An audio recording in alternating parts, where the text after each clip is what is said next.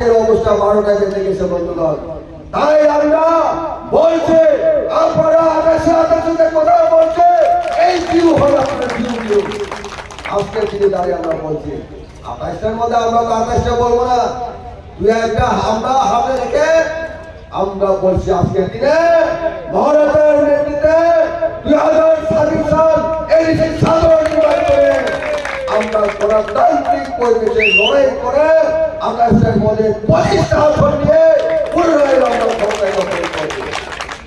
বন্ধুগণ, শুধু তাই নয়, আমরা 2023 সালের নির্বাচনে আমরা বুঝতে পেরেছি কিভাবে খেললে আগামী দিন এই রাজ্যের বিধানসভায় রামপুর সরকার নিয়ে এবং আমাদের তীব্রতা মুখ্যমন্ত্রী আসন দখল করতে পারে সেটাও আমরা বুঝতে পেরেছি। বন্ধুগণ, আমাদের কারো কাছ থেকে শিখতে হবে না।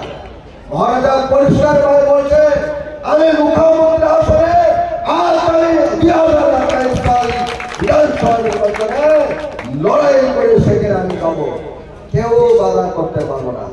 কেউ সেই মুখ্যমন্ত্রী আসনে অলঙ্কৃত হওয়ার জন্য মহারাজা শুধু সময়ের অপেক্ষায় আছে। বন্ধুগণ, কেউ রুখতে পারবে না, কেউ রুখতে পারবে না। এই রাজ্য তখন মাথা উঁচু করে দাঁড়াতে পারবে। অতীতে আমরা দেখেছি হিন্দু, মুসলিম, বৌদ্ধ, জৈন, খ্রিস্টান সকল ধর্মাবলম্বীকে নিয়ে এই রাজ্যে হাজার হাজার বছর ধরে রাজ শাসন চলেছিল। বন্ধুগণ, সেইবার আগামী দিন আজকের দিনে আমরা দেখেছি দেশে শুধু হিন্দু মুসলমান দাঙ্গা বাঁধানোর জন্য ষড়যন্ত্র, কোথাও কোথাও দাঙ্গা হয়েছে, রক্ত হরণ হয়েছে, ব্লাডশেড হয়েছে। আগামী দিন মহারাজার নেতৃত্বে আমরা ক্ষমতা আসার পরে কাউকে ভয় পেতে হবে না।